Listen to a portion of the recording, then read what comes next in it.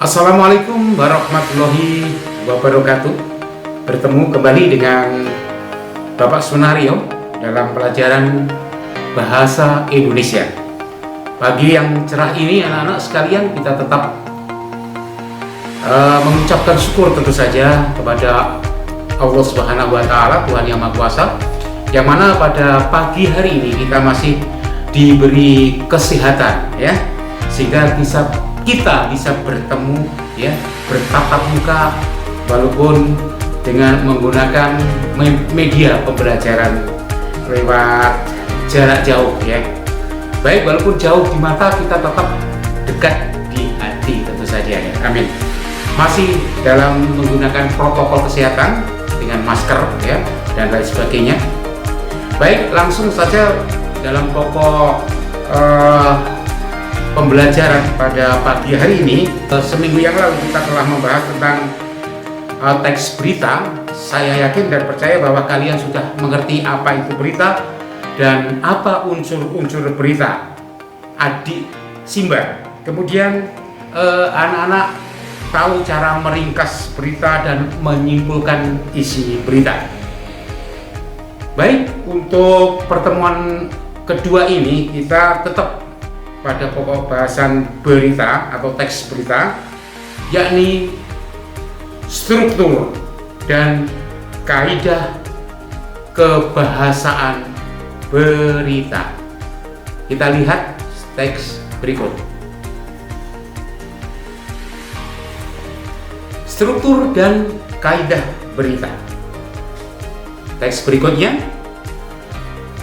Tujuan pembelajaran pada pagi yang cerah ini adalah diharapkan anak-anak nanti mampu menganalisis struktur teks berita dan mampu menganalisis kaidah kebahasaan teks berita. Next. Struktur teks berita berisi kepala berita, kemudian tubuh berita, dan yang terakhir adalah ekor berita. Kepala berita di sini adalah memuat garis-garis besar berita. Tidak utuh adik Simba, tapi cukup dengan unsur berita adik, apa, di mana, kapan. Itu memuat unsur-unsur berita. Kemudian tubuh berita ini memuat isi pokok berita. Unsurnya adalah Simba, siapa, mengapa, dan bagaimana. Kemudian yang terakhir adalah ekor berita. Biasanya ekor berita ini hanya merupakan suatu tambahan saja, yang mana kurang penting, di sini hanya sebagai pelengkap saja. Teks berikutnya. Kalau kita susun melalui membuat skema piramida berita seperti ini, kepala tentu saja lebih luas, kemudian ada tubuh, kemudian ada ekor. Jadi kita lihat di layar. Kemudian apa? Kaidah kebahasaan. Kaidah kebahasaan di sini, satu, menggunakan bahasa yang bersifat standar baku. Kemudian penggunaan kalimat langsung, penggunaan konjungsi bahwa, dan penggunaan fungsi keterangan waktu dan tempat. Penggunaan bahasa bersifat standar baku di sini adalah hindari apa itu istilah asing, kemudian bahasa daerah dan bahasa gaul. Itu yang bersifat baku, artinya harus mengikuti kaidah bahasa. Acuannya tentu saja ejaan yang disempurnakan. Baik, ini saya akan bacakan berita yang tentu saja masalah Kediri ini, pandemi COVID-19, ritual menusuk Sima hari jadi Kota Kediri digelar virtual Jumat 24 Juli 2020, 16 Ini berita ini diperoleh dari Surya Coid Kediri. Rangkaian peringatan Hari Jadi Kota Kediri ke 1141 tidak akan berlangsung meriah seperti tahun lalu karena kegiatan yang berlangsung saat pandemi COVID-19 lebih banyak digelar. Termasuk prosesi Manusuksima tetap digelar dengan protokol kesehatan. Namun, peserta prosesi dibatasi tidak lebih dari 40 orang dan digelar tanpa penonton di situs Kuat Taman Tirtayasa Kota Kediri Senin 27 bulan 7 tahun 2020 secara virtual dengan peserta terbatas.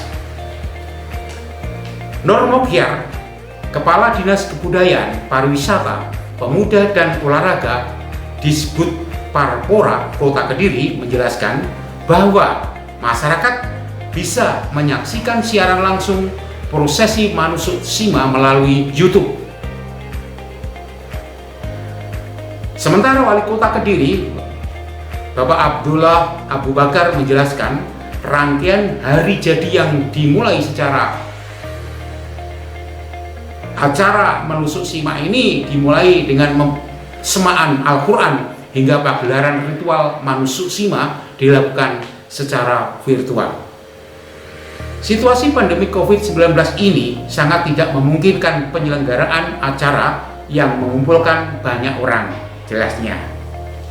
Itu berita yang hangat baru untuk bulan Juli ini, yakni peringatan Hari Jadi Kota Kediri. Next. Sekarang Anda mendapatkan tugas atau kalian mendapat tugas baca dengan seksama berita Hari Jadi Kota Kediri tadi.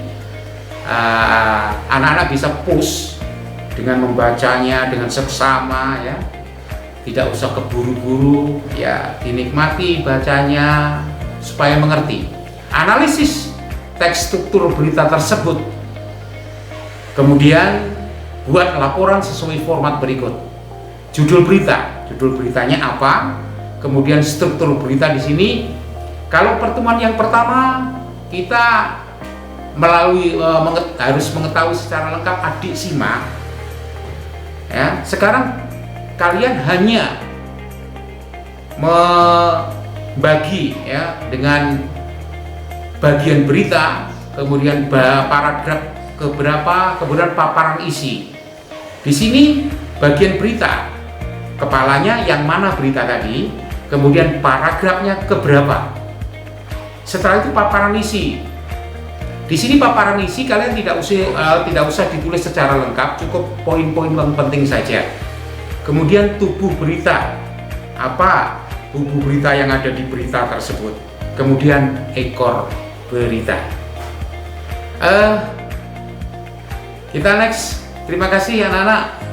Mudah-mudahan kalian tetap bisa menjaga kesehatannya, kita bisa bertemu kembali, ya. Jaga kesehatannya, jaga diri, jaga lingkungan. Tetap saya doakan semangat belajar. Mudah-mudahan cita-cita kalian akan terwujud. Demikian untuk pertemuan yang kedua ini dalam pembahasan struktur dan kaidah kebahasaan berita. Mudah-mudahan apa yang Pak Naryo sampaikan di sini bisa menambah ilmu pengetahuan kalian semuanya. Baik, sampai berjumpa lagi di lain kesempatan. Wassalamualaikum warahmatullahi wabarakatuh. Wassalamualaikum warahmatullahi wabarakatuh. Terima kasih.